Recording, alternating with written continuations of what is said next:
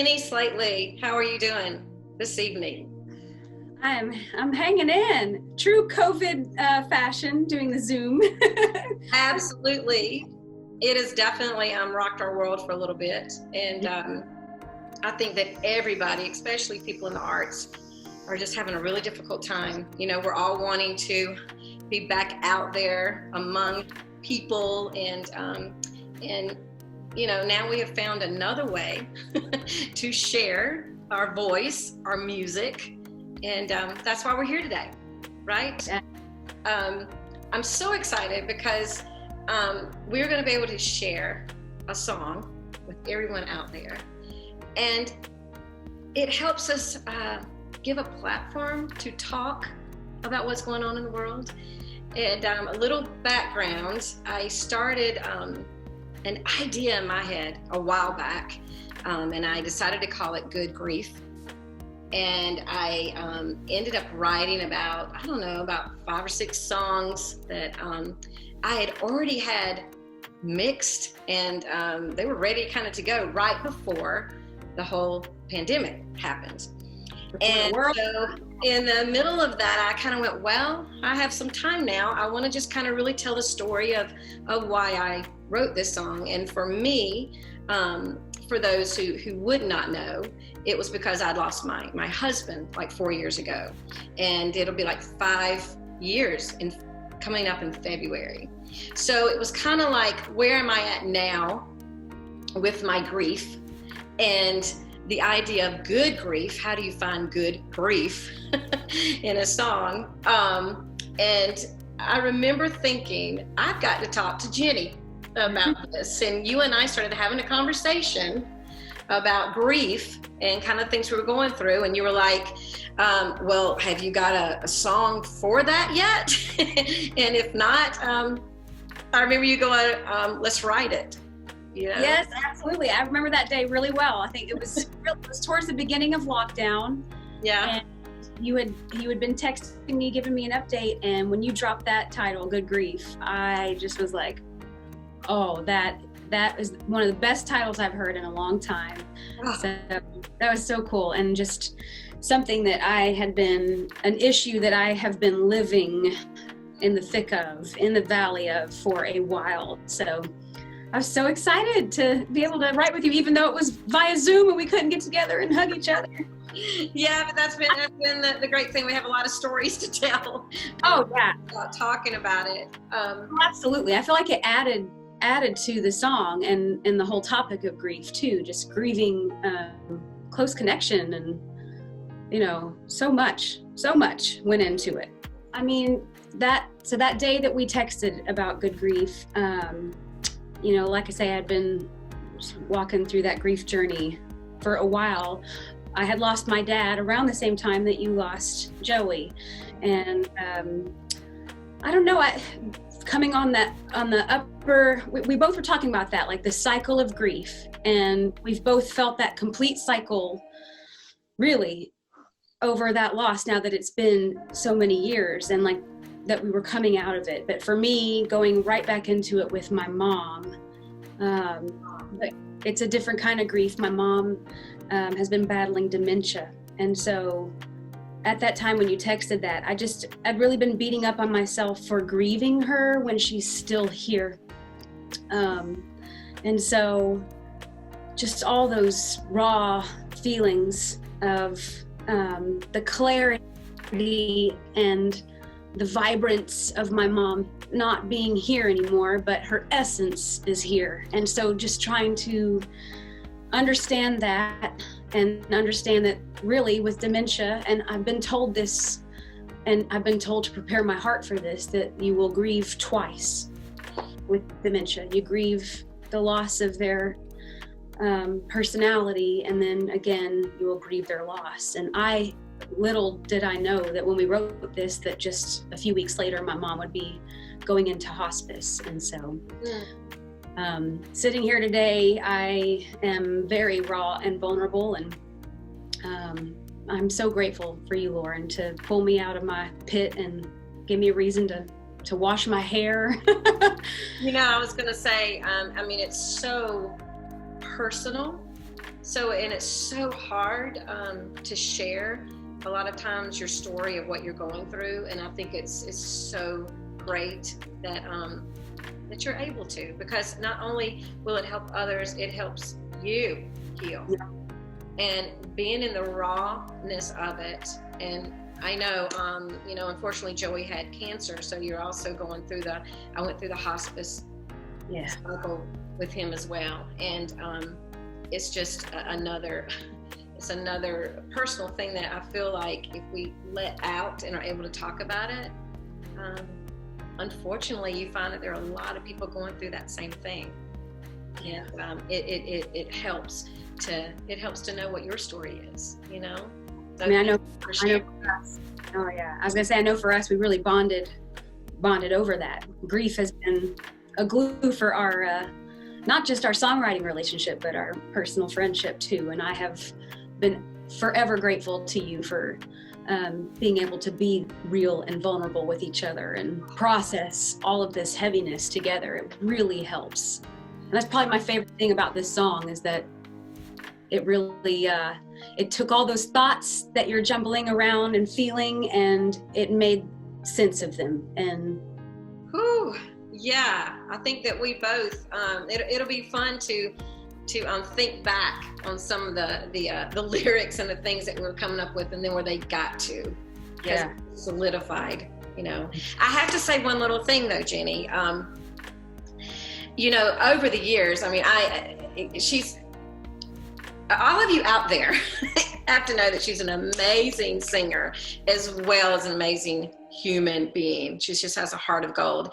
But there's been several times that you have lifted me up out of my darkness. And one of those times, you shared a special song with me, and you played the piano. And it was at Joey's memorial that I had in Nashville. And it was your song, Beautifully Broken.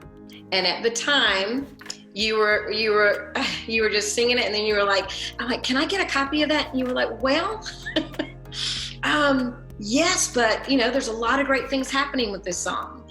And it went on to be like the cover song of the movie that was out. And I just have to say that from that one time that you were on the piano, it's like you were singing just to me, even though everyone was around. And those are the moments that I will never forget, and that just really, really lifted me. Music lifts, but that was extremely special. And that was 4 years ago now. And now the Beautifully Broken continues to go on in different ways, Thank you. Music is healing, isn't it? It really is. It's fantastic. What line in the song speaks to you the most? I know what mine was, and no one's heard this song yet. I'm gonna laugh if we have the same line. I wonder. Okay. You first. It's learning to love myself again. Oh, that's beautiful. Okay, well, you share. It's different. It's different. Okay, good. Two ideas. Learning to love myself again. That was that. Whoa! When we wrote that line, that's a big thing for me, because I didn't know that I could lose so much of my confidence, my self-worth. I had. You have regrets of maybe what you didn't say or what you didn't do. There's so many things that I can't even go into on here that you go through, and you don't realize until you're going through it how difficult it is. So to really get to know yourself, which is what I feel like has happened to me, I got to know myself again. And so that line in there is like learning to love yourself again. Whew, that was big for me. I'm getting there. What was your line? Oh, so for me, and I'm literally leaning into this every day. I feel like so many of the lines that we wrote in this song, I'm having to remind myself. They're like promises. But it was I give myself permission to feel good. It is really hard to do. It is really hard to give yourself permission to smile and laugh when you are in the thick of it, or permission to feel like you can even fathom a future of relief. So yeah, for me, definitely I lean into that, and permission to not think about hospice today. I don't want to think about hospice today. Can I have a day? And I really have not been doing that for myself. And recently I did take a full day, and it recharges your batteries, and you realize how vital that is. And I think that does play right into what you were, to the other line, that, you know, we are worthy, and we gotta love ourselves first if we want to love others well. So, I mean, you just summed it up. I love that, and you know, and it really makes a statement of where each of us are in our journey so far, because I feel like that rawness of where you're at, I got to give myself permission to feel okay and to feel good today, because you feel guilty. How can you watch someone else suffering? You feel, especially as a caretaker for that person, you don't feel like you should feel that way, you know? And what you just said is you have to feel that way to be better for them and for yourself, you know? And I think so, my answer would have been totally different 4 years ago. Mm-hmm. My answer now is from what I have learned about me, and then I can finally go, you know what? I am okay with me, you know, and it's gonna be okay. My other favorite thing about the lyrics, and we really took our time on this, and I mean, I remember we went back and forth on a lot of lines, but that we wanted to represent all parts of the grief cycle within this song. Yes. You're not left in one space of grief. You really evolve. The song evolves into each part of the cycle, leading up into that bridge where you truly do give yourself permission to feel good.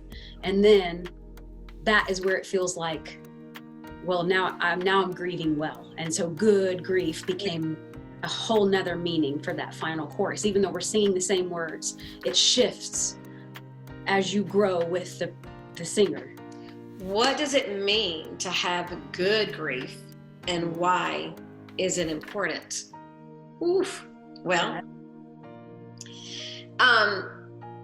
I believe that you have to have the good in the grief. You have to find ways to make it better for you. And in order to do that, I think you have to allow yourself to go through the emotions. And again, we all handle things differently. I definitely fought it. I can look back now and know that I fought things that didn't feel normal. You know, you get into your own routines. There's certain things that you just do in your life. And I think I tried to make it still feel the same way, and it just doesn't. Things are going to have to change. So you have to allow that change, you know? So this one's kind of hard sometimes, because I do feel that everyone has their own journey, and if they spend the first year really upset and have just kind of help as they grieve through it, that's one thing. For those that try to stay positive but then push everything under, that's not healthy either. So I just think it's important to find ways that you can lighten your life. And sometimes I remember thinking that I didn't even know what color I liked anymore. It was kind of weird. It was like basic things like, what color do you like, Laurin? Weirdest thing is, I don't know. And then I'm like, what is going on? I read somewhere that there truly is brain fog. And I went, I definitely experienced that, where everything just felt foggy. You know, I really don't know why I can't focus on things. But there's a lot of reasons you can't focus. Everything in your life's just changed, you know? No, I completely relate to all of that. I mean, the whole brain fog thing, I'm there right now, clearly there. I think that has a lot to do with kind of the survival crisis mode that sets in. Yes. Because what it really is I have no control over this. I cannot fix this. I have no control over when it's going to happen, how it's going to happen. I think a lot of that fog comes from the surrender of control, and so you kind of surrender all things across the board. That's hard too, right? Because we're all in control of everything. I mean, I know that I'm like, nope, I got this job, I got this to do, I got these things to do, and then all of a sudden, it's like you said, you have to surrender. Oh yeah. And let go. That's really hard. And for the first time in my life, I have no, with everything being so isolated right now, just with the pandemic and with music, like there's nothing I can run and hide myself into. So it's just, I don't know, it's a very strange space to be in. But the one thing is, like you say, getting help and talking to others who have grieved and who know exactly where you're at, that does help you to give yourself permission to be angry and to feel all the things, and to know that, okay, well, I'm feeling angry. That's really a part of this whole grieving process, and that's just me coming to terms with, all the things that I'm trying, all the resistance. There's so much resistance and loss. And I think that's what we're processing. And so each time we let something go, we move up the emotional scale. And so anger feels much better than despair, right? Yeah. Anytime I'm feeling angry, I'm moving up from the despair that I have been lingering in for so long, and it's so hard. But that makes anger feel better to me. And then from anger, I'll keep moving up as things play out. But just to know that it's okay where I'm at right now, and that I'm not pursuing or doing anything else, that I'm just resting in it. It's okay. I think that's the other thing too.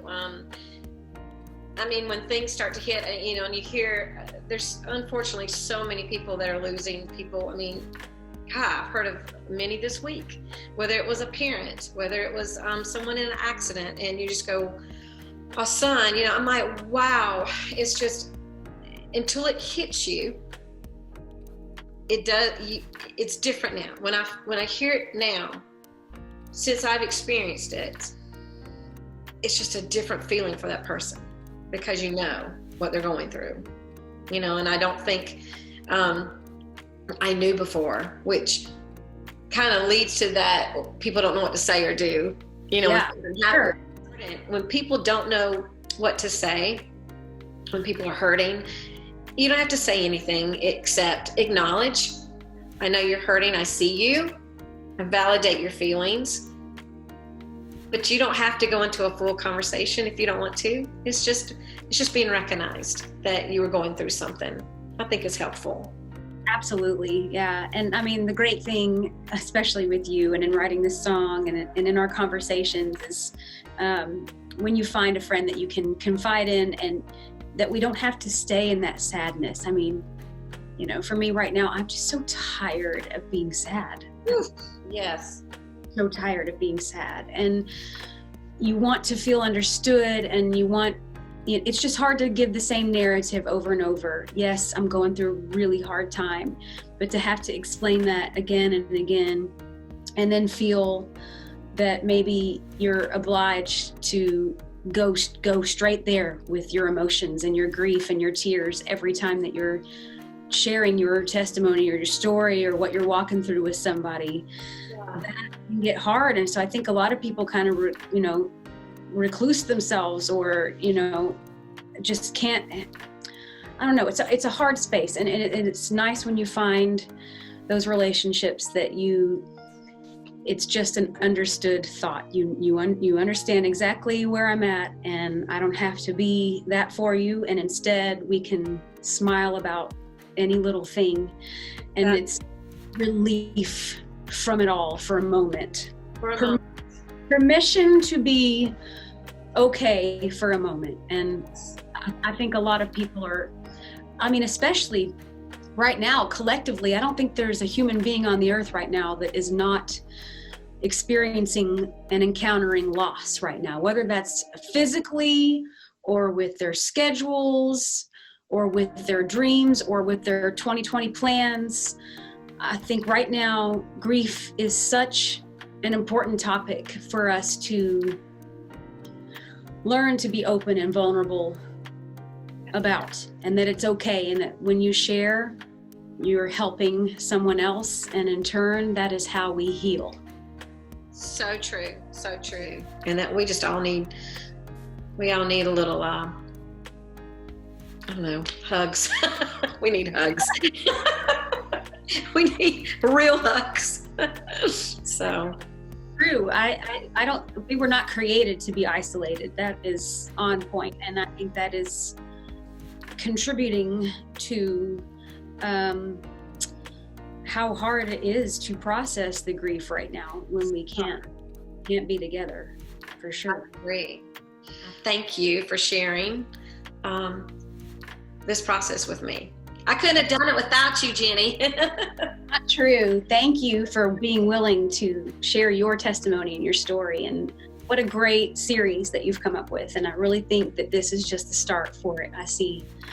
I can see this spiraling beautifully into something that you can't even fathom at the moment. Well, I think that sometimes you definitely want to find a way to help others, because you know what you've been through. I mean, I've lost my dad, and I lost my husband, and there are people out there that have lost their whole families. I mean, this is just, unfortunately, grief is going to be a part of our lives in some form or fashion.